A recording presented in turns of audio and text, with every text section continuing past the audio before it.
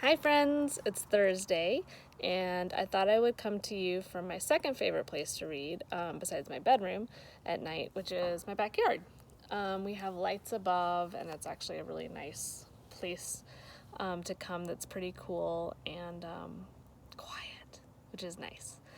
So I'm going to keep reading The Wild Robot Escapes, and we are going to see what happens next. So we're on chapter 18, which is called The Entertaining Robot.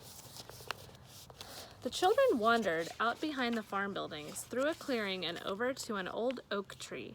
It was the same tree their father had climbed when he was a boy. Mr. Sharif's initials were carved into the bark at the bottom of a long list of initials. For generations, all the Sharifs had carved their initials into that tree, going back to the ancestors who first built the farm. Someday the children would add their initials to the list. Beneath the leafy branches was a scattering of acorns. Jad cleared a spot for himself, sat down, and pulled a small computer from his pocket, while Jaya climbed above. The siblings spent the afternoon there, lazing around the tree until the robot marched past, carrying the big, heavy toolbox. "What you doing, Roz?" called Jazz. The robot stopped. "The drone has crash-landed again," she said. "I'm going to fix it again." "Do you need any help?" "I do not need any help." "I'm bored," said Jaya, her legs dangling above her brother's head. "Can you do something fun, Roz?" The robot put down her toolbox and said, "What would you like me to do?"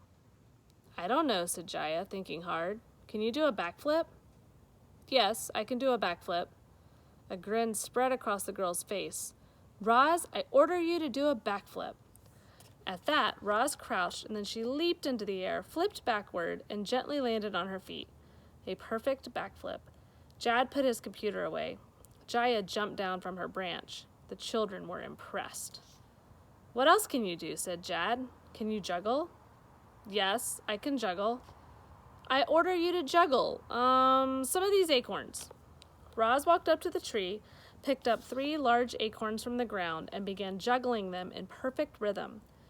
Jaya studied the robot's movements and then began tossing acorns into the air as well. The first one went a little too high, the second one went a little too far, and soon they all went tumbling back into the grass. "Do you know any jokes?" said Jad. "Why did the chicken cross the road?" "Never mind." Jad scratched his head. "Can you tell us a story?" "What kind of story would you like to hear?" "A robot story," said Jad. "An animal story," said Jaya. "How about a robot and animal story?" said Roz. The children smiled at each other. Then they sat against the tree and looked up at their robotic storyteller. "Once upon a time, there was a robot who lived alone on an island," Roz began. "She spent her time wandering across mountains and forests and meadows, and then something terrible happened. Rocks fell and the robot tumbled off a cliff. She survived the fall, but sadly, the rocks killed 2 geese and smashed 4 of their eggs." The robot stood there, staring at the poor goose family until she heard a tiny voice peeping from somewhere nearby. She followed the peeping voice and discovered a perfect goose egg, sunk in the dirt. The robot carefully picked up the egg and carried it away, and when the gosling hatched from his shell, the first thing he saw was the robot looking back. "Mama, Mama," he peeped. The gosling thought the robot was his mother, and from that day on she was. The robot adopted the gosling as her son, and together they made a funny little happy family. The end.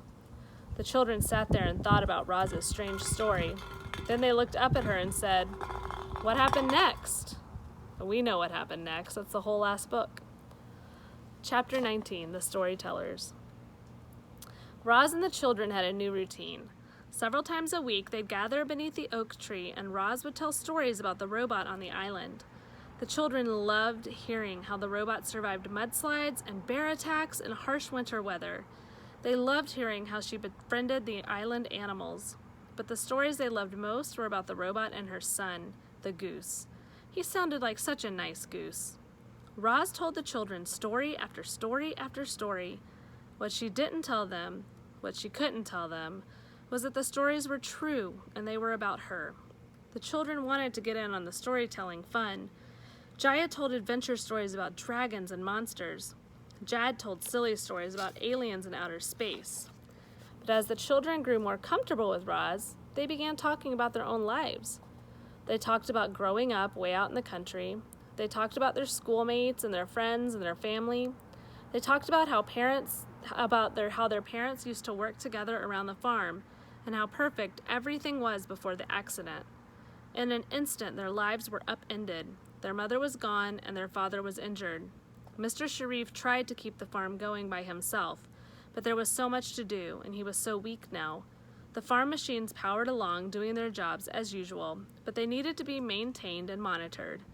Eventually, the machines started breaking down, and the farm started falling to pieces. The children wondered if life would ever feel normal again. "That's why we got you, Roz," said the girl. "We needed you to save this place." "And that's exactly what you're doing," said the boy with a smile. Chapter 20. Look at this. The wild animals. You know I don't like this chapter already, but I'm sure Hudson likes it. With all the snakes and the pictures. So here we go. I hope there's not too many snakes in this chapter. Wildlife can be very good for farmland. Insects pollinate the plants. Snakes eat the pests. The droppings of rodents and birds and every other animal act as a natural fertilizer. Roz wanted more of those helpful creatures on the farm, so she let the unused sections of land go wild. Up from the ground emerged native weeds, flowers, woody brambles, and with the wild plants came wild animals.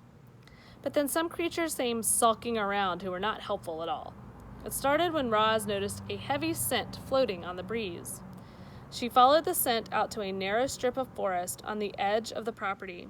There were clumps of fur in the undergrowth and claw marks in the dirt. There was blood, too. Lots of it. And then she found the carcass. A deer had recently been killed and eaten. The robot's head slowly spun around as she scanned the area.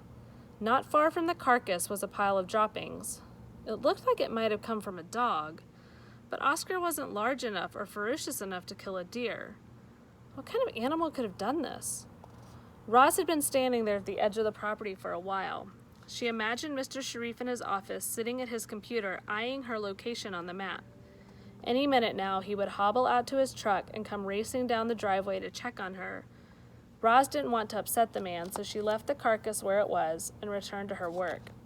But from then on, she kept a careful watch out for any more signs of trouble.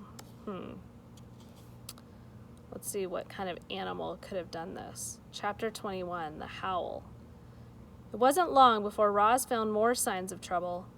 Furry faces poking out from the bushes, musky smells lingering in the fields, silhouettes trotting through the moonlight, and then one night she heard it, the long, menacing howl of a wolf.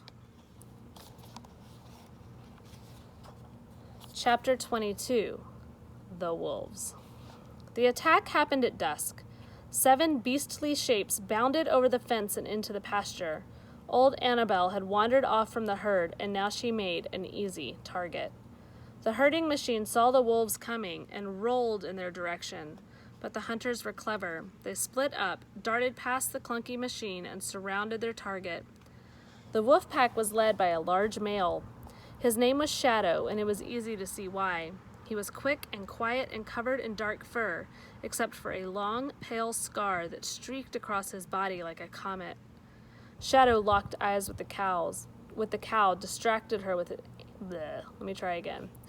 Shadow locked eyes with the cow, distracting her with his fierce gaze. And when his pack was in position, he said, "Attack." The wolves lunged, snapping their jaws at the cow's skinny legs. Annabelle kicked and hollered, "Stay away from me, you brutes!" She was a big animal, but the wolves knew what to do. They kept biting her, kept taunting her, kept wearing her down. And here's a picture of the wolves coming in. And this is the main one, right here. The herd watched from afar. They cried out to their friend. They wanted to help, but they were too frightened to move. Well, reader, you can guess who came to the rescue. Footsteps thundered across the pasture, and Roz leaped into the fight.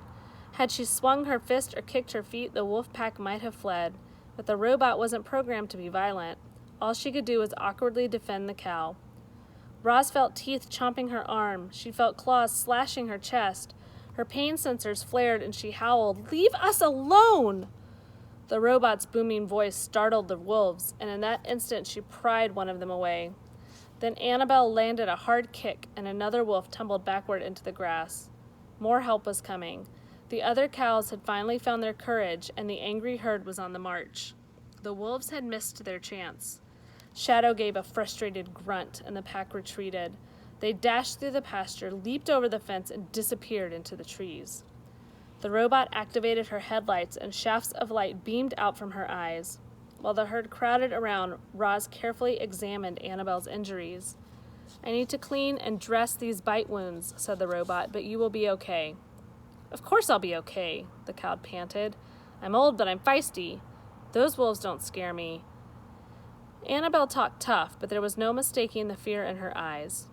All the cows were afraid. They knew that if the wolves attacked again, their next victim might not be so fortunate. The next chapter's chapter 23, and it's called The Rifle. The wolves returned the very next morning. Shortly after dawn, they leaped from the trees and started chasing a poor calf through the pasture. Roz managed to drive them off, but that night they returned again. The herd came stampeding into the barn as the wolves laughed and trotted back into the fields. The cows were in shock. They refused to leave the barn. If this continued, the herd would produce less milk, the farm would lose money, and Mr. Sharif would send Roz back to the factory. Something had to be done. Knock, knock, knock. The dog barked and the children opened the door. "How'd you get all those scrapes?" said Jaya. "Is everything okay?" said Jad. "I must speak with your father," said Roz. Mr. Sharif came to the door, and Roz explained the problem. At the first mention of wolves, he sent his children to their rooms. But the dog stayed. Oscar had no idea what the man and the robot were discussing, and his tail happily wagged as he stood behind them. However, his tail stopped wagging when Mr. Sharif handed Roz a rifle. The dog had seen the rifle in action, and it frightened him to his core. He scurried into the bushes and hid there, whimpering while the conversation went on. "What do you mean you can't fire a rifle?" the man yelled. "Roz, you're a farmer now, and sometimes farmers have to kill animals." It was the first time Mr. Sharif had ever yelled at Roz. She waited patiently as words and spittle flew from his mouth. "My farm and my family are in danger, Roz. I order you to kill those wolves." "I cannot follow that order because I am not programmed to be violent." Mr. Sharif let out a heavy sigh. He knew Roz was right, but when he reached for the weapon, she wouldn't let go. The man stared at the robot. The robot stared at the dog. The dog stared at the rifle. Oscar was still whimpering and hiding in the bushes. Just the sight of the rifle had sent him into a panic. It was hard to believe that such a fearful animal was related to wolves. But dogs are related to wolves, thought the robot, and her computer brain began buzzing with activity. She thought of dogs and wolves and rifles. She thought of Shadow, the wolf leader, and the long, straight scar on his side, and then she had an idea. "Although I cannot fire the rifle," said Roz, "I believe it can help me solve the wolf problem." Mr. Sharif frowned. He didn't know what the robot was getting at, but he was happy to let her handle the wolves by herself. "Fine, try it your way," he said. "Just don't lose any cows, or else we might have to lose a robot, too." So chapter 28 is called The Bluff, and that's what we're going to start on Friday. So thank you guys so much for reading with me, and I will see you tomorrow. Bye.